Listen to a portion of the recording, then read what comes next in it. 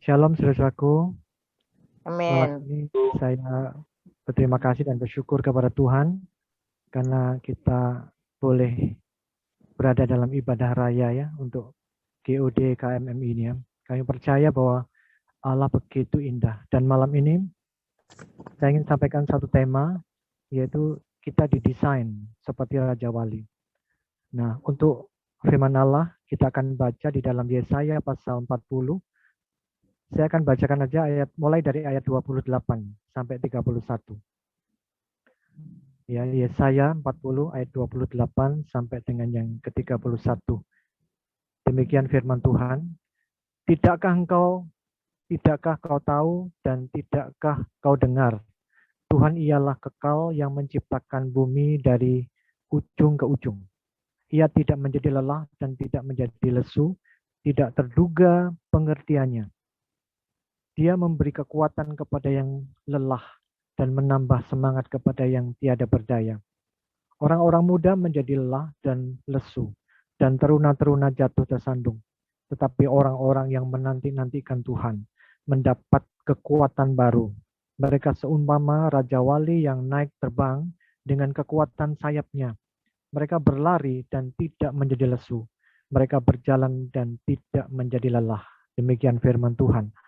Saudaraku, Yesaya ini eh, atau ayat ini dilatar belakangi oleh satu peristiwa, yaitu pulangnya orang Israel dari pembuangan, ya saudara-saudara.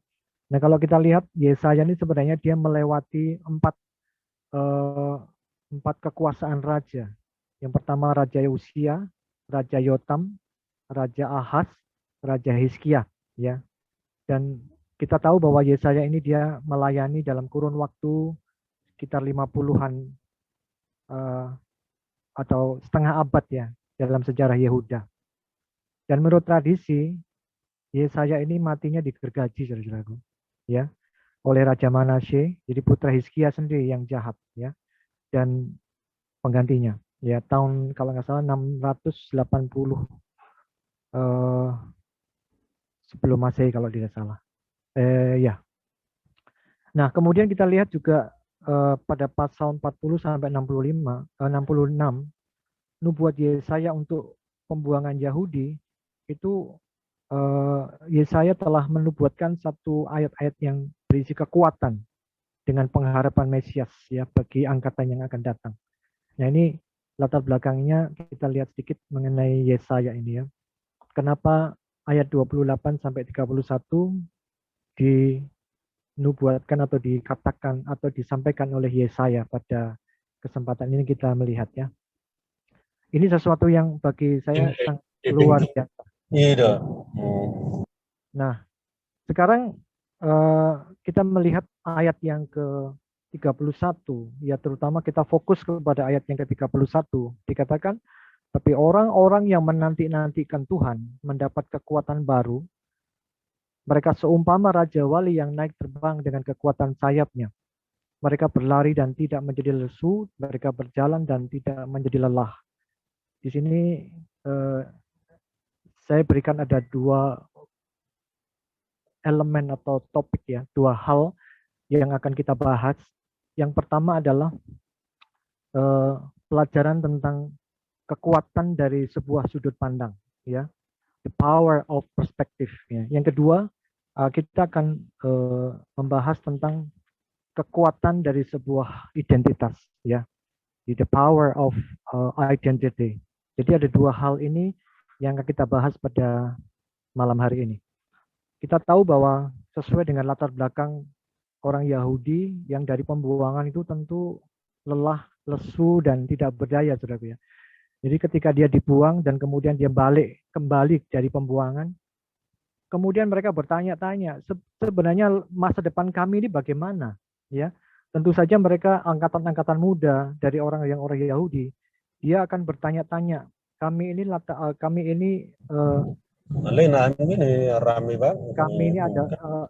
ini mempunyai nasib yang akan datang itu bagaimana? Itu dipertanyakan, saudara-saudaraku ya. Dan malam ini kita akan lihat ada satu kata yang pertama kita lihat dari kekuatan sudut pandang ini adalah Orang-orang yang menantikan Tuhan, saudaraku ya. Jadi kita lihat kata menantikan ya. Kata menantikan di situ di dalam kata Ibrani itu dikatakan khafah ya. Khafah itu artinya to bind together by twisting. Jadi kita diikat ya bersama-sama. Saya nggak tahu twisting itu apa. Twisting itu apa kayak seperti angin tornado gitu ya. Kemudian diangkat ke atas ya. Mungkin begitu kali ya. Jadi diikat bersama. Di sini kata menantikan Tuhan tuh punya satu makna yang begitu dalam ya. Sebenarnya orang yang menantikan Tuhan itu baik dia berdiam diri atau dia berdoa atau dia menyembah, saudara-saudara. Itu kata ini mempunyai pengertian bahwa kita ini ketika kita menantikan Tuhan, kita ini diikat ya, mungkin bersama Tuhan. Kita kayak dipilin gitu ya, dipilin ya, dipilin bersama Tuhan, kemudian naik ke atas, saudara. Dan ini sesuai dengan yang dikatakan bahwa kita ini dibawa naik ke dalam satu ketinggian. Nah, di sini kita melihat ada sebuah makna yaitu perspektif ya. Ketika kita diangkat ke atas ya. Saudara-saudaraku ini menarik. Karena apa? Karena Alkitab kalau kita melihat dari sejarah Israel itu kalau mereka perang itu selalu dari bukit-bukit ya. Kita lihat ada di bukit-bukit ya saudaraku ya. Dan ini sesuatu yang menarik buat saya. Jadi Allah itu suka dengan ketinggian ya. Allah itu suka dengan pola-pola yang di ketinggian. Ini adalah sesuatu yang sebenarnya merupakan sebuah hakikat dari orang-orang percaya sebenarnya ya. Nah, kalau ada dua peristiwa yang kemudian itu menampilkan ketinggian-ketinggian ya. Kalau kita melihat kemenangan Israel atas Amalek misalnya ya, di dalam Keluaran pasal 17 ayat 10 sampai yang ke-11 ya. Itu dikatakan pada ayat yang 10 dikatakan lalu Yosua melakukan seperti yang dikatakan Musa kepadanya dan berperang melawan orang Amalek. Tapi Musa, Harun dan Hur telah naik ke puncak bukit ya.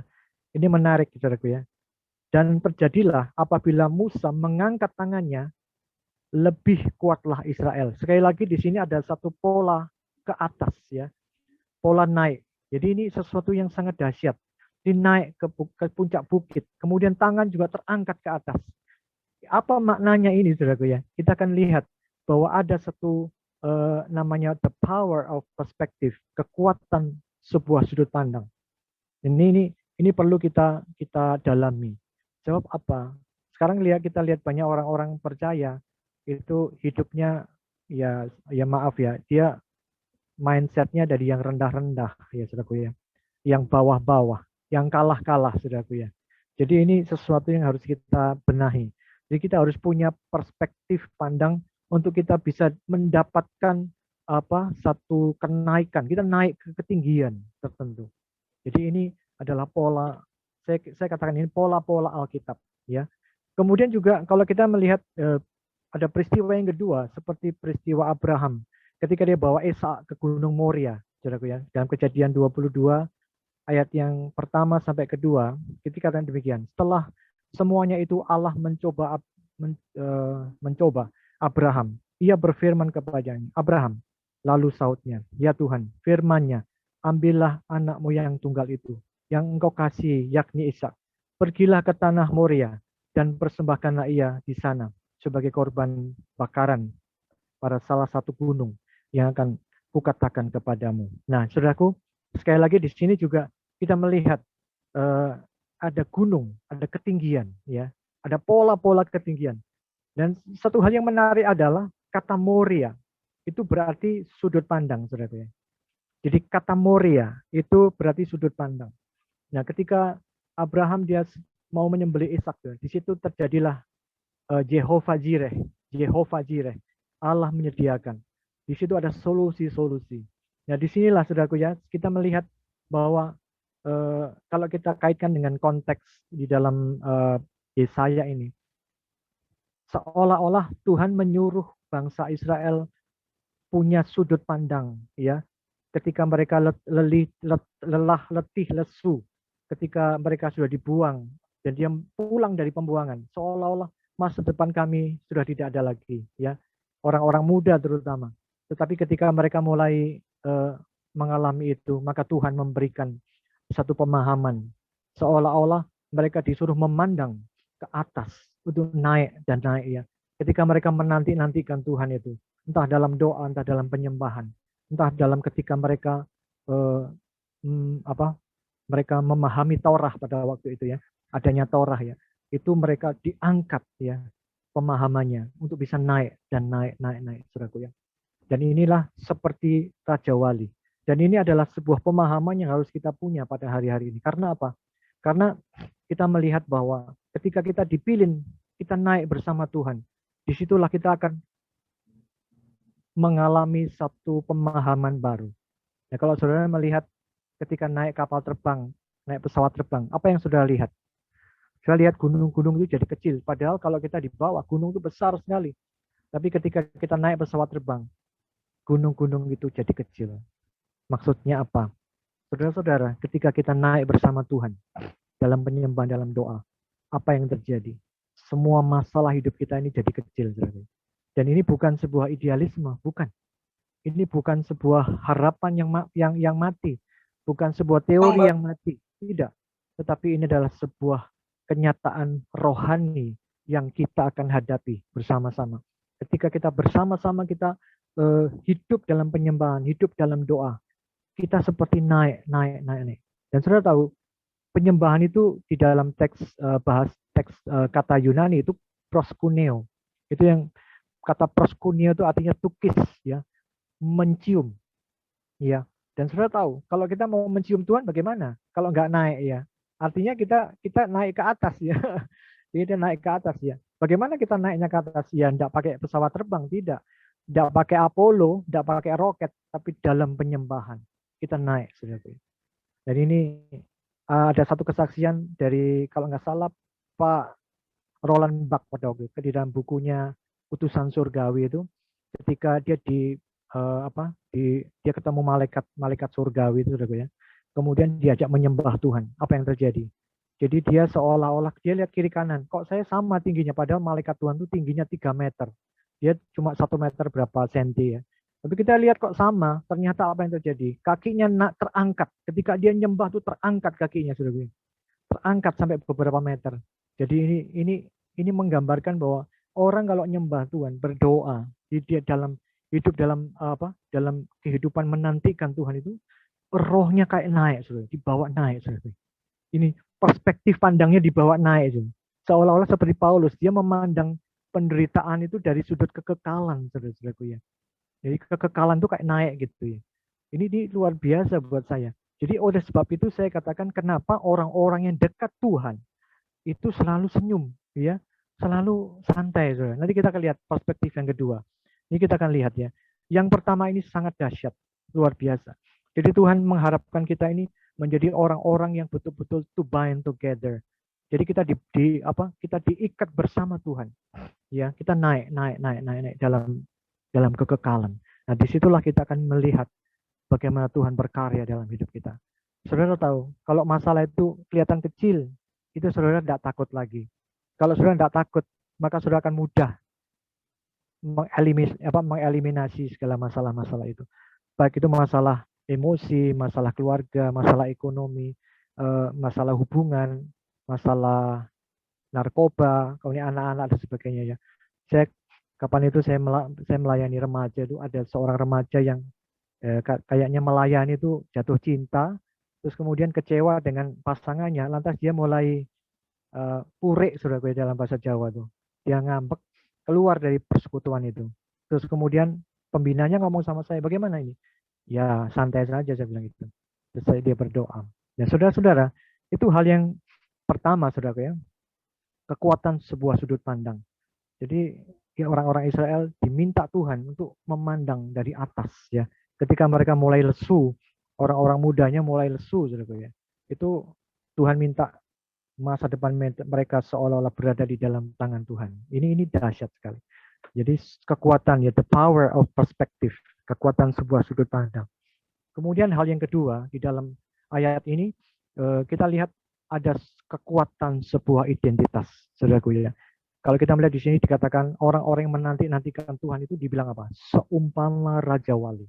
Ya, saya katakan di situ Paralel antara orang-orang yang menanti-nantikan Tuhan itu dikatakan seumpama Raja Wali, paralel. Jadi saya mau katakan pada malam hari ini bahwa orang-orang yang menantikan Tuhan itu dia pasti punya mental seperti Raja Wali.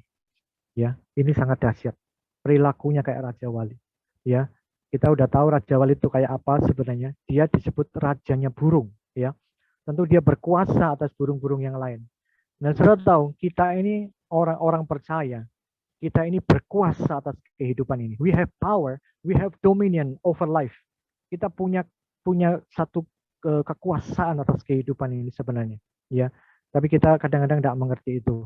Ya, kalau saudara lihat dalam Kejadian pasal 1 ayat 28, di situ kata berkuasa itu dikatakan to reign, ya dalam bahasa Inggrisnya to reign. Ya, kata uredu itu dalam bahasa Ibrani itu artinya to rule, to reign, memerintah, saudara, to have a dominion. Jadi kita punya kekuatan, kita punya kuasa atas kehidupan, saudara-saudara. Nah, kalau kita lihat ada 3 perilaku burung Raja Wali yang membuatnya dia tuh berkuasa atas kehidupan. Jadi dia punya satu kekuatan, sebuah identitas. Kita ini Raja Wali, saudara. Ya, saya katakan saudara bukan seekor ayam, bukan. Ya, ayam tidak bisa terbang tinggi, saudaraku ya. Ayam tidak punya mental seperti Raja Wali. Bebek juga tidak punya. Saudara adalah Raja Wali. Ya, kalau saudara sering dengar mengenai Kristen Raja Wali, itu banyak orang dengar Kristen Raja Wali. Tapi kenyataan-kenyataan dalam hidup ini kadang-kadang bukan seperti Raja Wali, saudara. Hal yang pertama saya katakan, Raja Wali itu terbang dengan angin, bukan sayap. Ini dahsyat. Jadi Raja Wali itu terbangnya pakai angin. Ya, jadi bukan pakai sayap. Ketika tadi hal yang pertama, ketika kita diangkat naik ke dalam ketinggian, saudara-saudara. Ketika saudara punya kekuatan perspektif sudut pandang, saudara naik dalam penyembahan. Saudaraku, saudara tahu, orang yang hidupnya dekat dengan Tuhan, menanti-nantikan Tuhan, dia tidak hidup dengan kekuatannya sendiri, tapi dia hidup dengan angin Roh Kudus. Ya, seorang pneumatikos, seorang yang matang rohaninya, seorang yang rohani, dia tidak hidup dengan kedagingan, dia tidak hidup dengan kekuatan manusiawinya. Walaupun dia orang pintar, dia mungkin dia berbakat, dia orangnya hebat, tapi orang yang sadar akan dirinya, tentu dia akan menggantungkan hidupnya, kekuatannya itu dengan Tuhan, saudara. Saya percaya itu. Ya, karena Raja Wali itu burungnya hebat, saudara. Burungnya kuat. Tapi saudara kalau terbang aneh. Ya dia nggak pakai sayapnya. Pertama dia pakai sayap. Ya. Tapi ketika naik. Saudara, ketika angin badai itu mulai menerpa dia nggak takut angin badai. Dia nggak takut dengan angin yang ribut. Dia, karena dia apa? Dia pakai ini angin badai. Orang Kristen yang hidupnya dekat dengan Tuhan, dia nggak akan takut dengan badai. Kalau bahkan dia terbang bersama badai itu, saudara-saudaraku, dia terbang bersama badai itu, dan dia terbang, saudaraku ya. Dan inilah yang akan saudara alami dalam kehidupan. Itulah kemenangan yang terjadi. Masalah tetap ada, masalah itu tetap ada. Kita sampai mati masalah tidak akan tereliminasi. Makanya ada seorang hamba Tuhan berkata, ojo berdoa supaya masalahmu dibuang, tapi berdoalah supaya baumu kuat, bisa ngangkat. Berdoalah supaya engkau terbang tinggi bersama Roh Kudus. Ya, dia menguatkan. Ya, dan ini saudara-saudaraku, kalau saudara terbang bersama angin, satu hal yang kita alami apa? Kekuatan kita menjadi nol, saudaraku. Kita udah nggak pakai. Makanya di dalam perjanjian lama tuh, biarlah Tuhan berperang ganti kita itu, memang bukan berarti kita pasif, tidak. Kita tetap aktif. Tetapi ketika dalam keaktifan itu, Roh Tuhan itu mengangkat kita, saudaraku. Ini dahsyat. Makanya ketika orang Israel dia, orang-orang mudanya letih dan lesu, saudaraku ya, Tuhan minta mereka bisa berjalan bersama dengan Yahweh pada waktu itu, dengan Bapa di surga. Ini dahsyat, saudara. Terus kemudian yang kedua, saudaraku ya, seorang Raja Wali itu dia punya kebiasaan apa? Kalau dia sudah mengalami masa tua, ya dia paling umurnya 40-an itu udah tua ya. Kemudian naik ke bukit, saudaraku ya. Naik ke bukit, dia tuh berjemur selama kalau nggak salah 100 berapa hari gitu, 120 hari kalau nggak salah ya, kalau nggak salah ya, koreksi saya kalau nggak salah. Dia kemudian berjemur sampai paruhnya protol, ya paruhnya kan sudah melengkung ya, dia protol. Kemudian kulitnya, bulu-bulunya itu protol semua, saudara-saudaraku ya. Jadi sudah lepas semua. Kemudian kukunya apa namanya dia? Kuku jari-jarinya ini dia juga protol, saudara.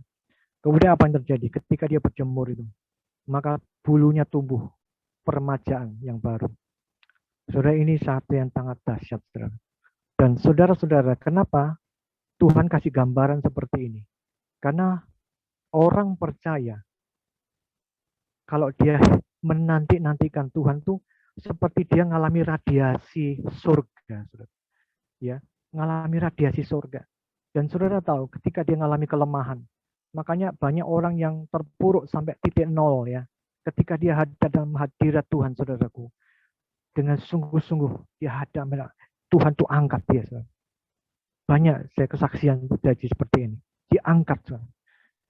Dan diangkat dan luar biasa. Ini sesuatu yang dahsyat berarti. Dan ini sesuatu yang harus dialami oleh orang-orang percaya.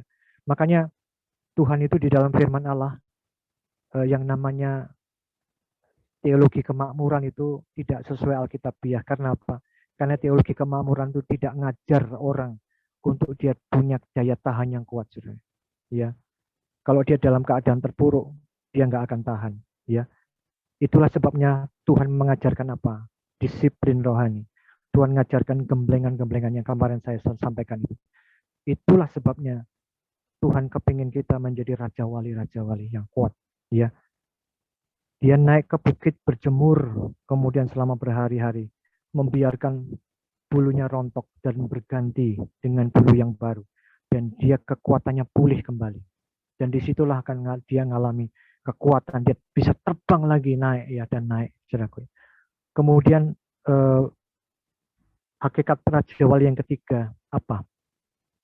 Saudara tahu, Raja Wali itu kalau dari kejauhan dia ngelihat ikan di dasar di laut beberapa meter dari permukaan laut, dia langsung bisa kayak matanya The $6 Million Man, bisa langsung lihat. Jadi jangkauan matanya tuh panjang ya, jauh dan dalam. Nah ini penting buat orang percaya, ini gambaran bagi orang percaya. Makanya dikatakan seumpama Raja Wali, ya orang-orang percaya yang menanti-nantikan Tuhan itu pikirannya tuh jauh ke depan. Makanya orang yang dekat dengan Tuhan tuh nggak banyak masalah, walaupun ada masalah, tapi nggak banyak masalah, ya. Walaupun ada persoalan, tetapi dia tidak goyah, saudara. Walaupun ada tantangan, tapi dia tidak takut. Bukan berarti dia mau nekat-nekatan atau sok-sokan, tidak. Tapi memang seperti itulah nyatanya.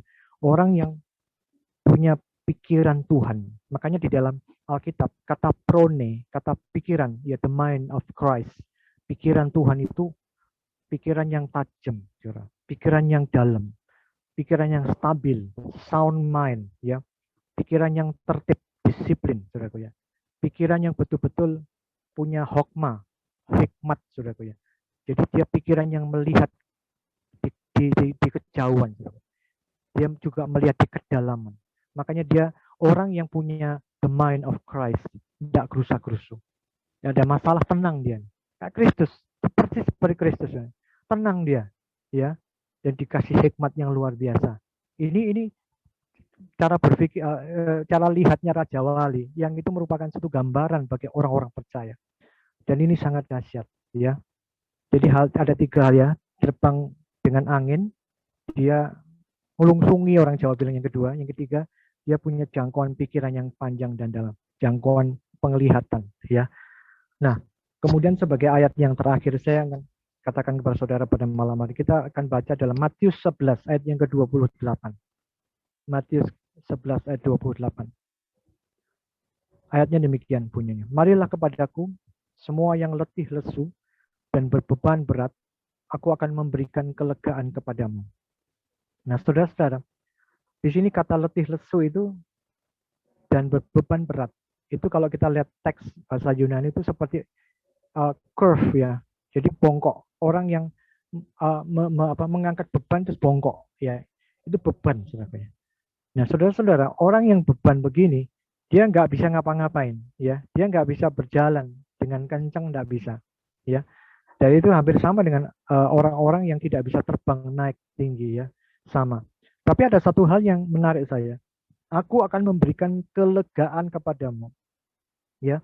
Kata kelegaan ini sama dengan kata ketika eh, tadi apa namanya, orang-orang yang punya punya apa namanya, dia naik terbang dan dia tidak lelah, tidak letih, ya.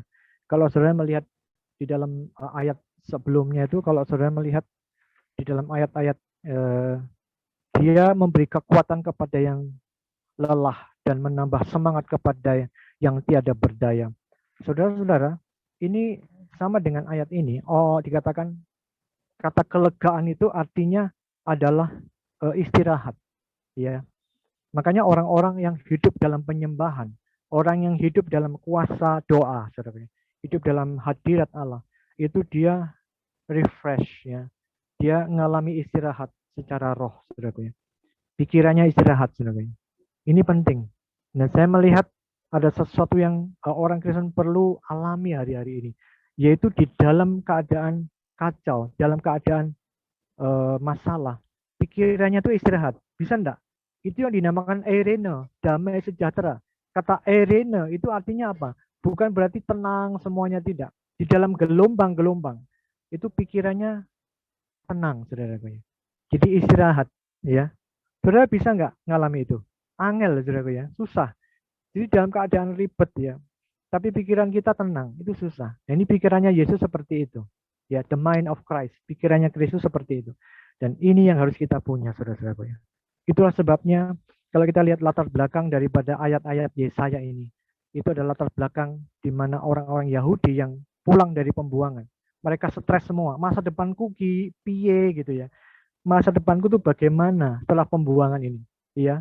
Sampai akhirnya tahun 1968 berdirilah negara Yahudi. Itu tidak kebetulan, saudara, ya. Itu sesuatu yang Allah janjikan pada beribu-ribu tahun yang lalu. Ini dahsyat sekali. Dan akhirnya mereka punya negara, saudara.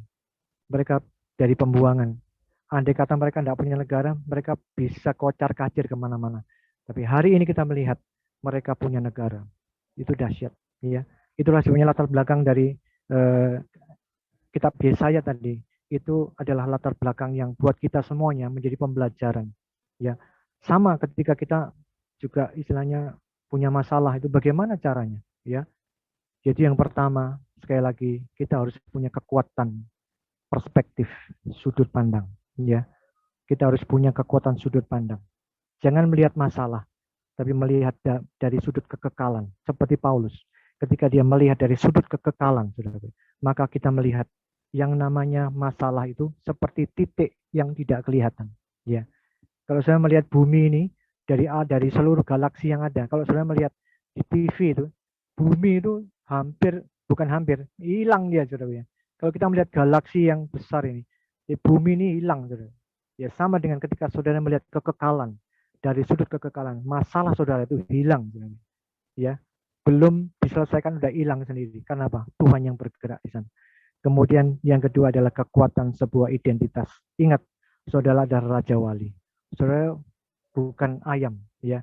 Saudara Raja Wali. Saudara didesain oleh Tuhan, punya mental seperti Raja Wali, ya. Yang sukanya ada di ketinggian, saudara. Artinya apa? Saudara sukanya nyembah Tuhan, sukanya berdoa, sukanya baca firman, sukanya kita berada dalam pikirannya Tuhan, ya. Bukan pikiran kita sendiri. Emangnya itu gampang, Pak Pendeta? Saya ditanya begitu. Ya gampang-gampang susah kalau kita berpikir sendiri. Tapi ketika kita menghadapi, saya juga banyak mengalami masalah. Tapi ketika saya berharap sama Tuhan, naik dalam hadirat Tuhan, maka saya di situ ada solusi-solusi. Ya, ini luar biasa. Nah, saudara-saudara, kalau saya saksikan apa yang saya hadapi, terutama dalam masalah-masalah ekonomi, saudara, masalah keuangan. Ya, saya juga pernah hadapi. Tidak punya uang, tapi saya nyembah Tuhan sama istri saya. Nyembah Tuhan, saya tidak mau pinjam sana sini, tidak mau. Saya tidak mau pakai apa namanya itu, pakai les, ya, pakai proposal, saudaraku. Saya berdoa sama Tuhan, berdoa dan berdoa. Saudara tahu, ada aja orang yang digerakkan Tuhan. Ya, ini dahsyat, saudara. Ini luar biasa. Oleh itu pada malam hari ini, mari saudara, kita harus punya dua hal ini. Kekuatan sebuah sudut pandang dan kekuatan sebuah identitas. Ya, ingat identitas saudara adalah Kristen Raja Wali yang naik terbang dengan kekuatan angin, kekuatan Roh Kudus.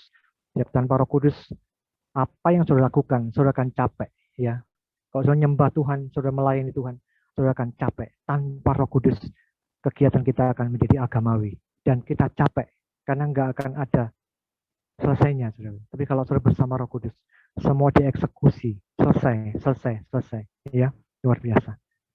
Saya kira firman Allah sampai di sini. Kita akan